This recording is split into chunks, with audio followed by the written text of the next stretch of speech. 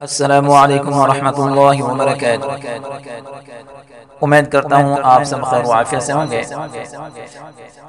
آج کی ویڈیو حمزہ وصلی کے حوالے سے ہے، جو کہ ایک بھائی نے جس کا یوٹیوب پہ نام ہے او سرچ انجن، اس نے ہم سے حمزہ وصلی کے بارے میں ایک سوال کیا ہے۔ وہ کمنٹ میں کہتے ہیں کہ السلام علیکم ورحمۃ اللہ۔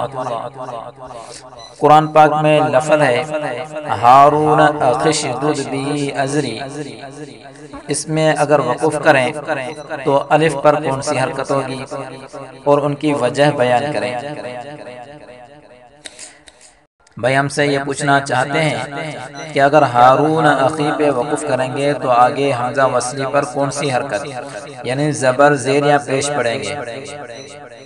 اب دیکھیں ہارون اخی پہ وقوف کیا، آگے حمزہ وصلی ہے اور حمزہ وصلی اسم فعل اور حرف تینوں میں آتا ہے۔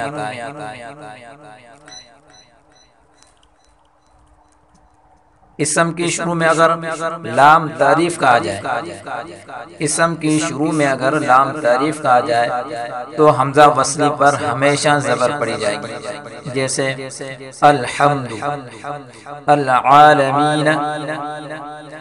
اور اگر لام تعریف کا نہ ہو تو حمزہ وصلی کو زیر سے پڑھا جائے گا، جیسے عیسی ابن مریم۔ اگر عیسیٰ پہ وقف کیا جائے تو آگے حمزہ وصلی کو زیر سے پڑھیں گے، جیسے ابن مریم۔ دوسری مثال میں آپ کو بتاؤں، لکل امری، اگر لکل پہ وقف کیا جائے تو آگے حمزہ وصلی کو زیر سے پڑھیں گے، جیسے امری۔ تیسری مثال سبح اسم، اگر سبح پہ وقف کیا جائے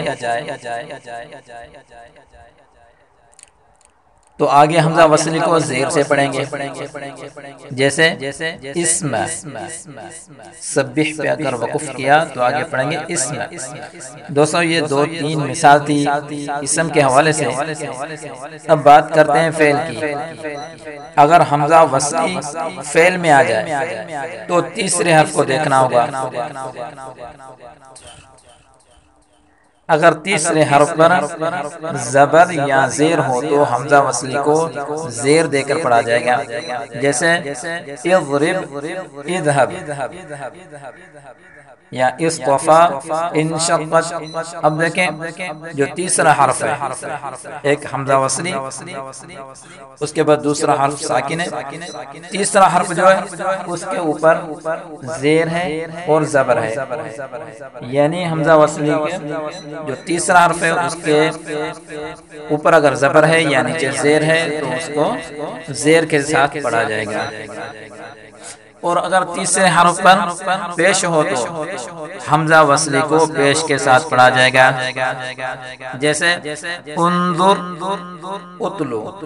اب دیکھیں یہاں جو تیسرا حرف ہے اس کے اوپر پیش ہے تو حمزہ وصلی کو پیش سے پڑھیں گے۔ تو سامعین اکرام اس طرح ہارون اخی پہ وقف کریں گے تو آگے اشدد پڑھیں گے، کیونکہ تیسرے حرف پر پیش ہے تو حمزہ وصلی کو پیش سے پڑھیں گے، جیسے اشدد۔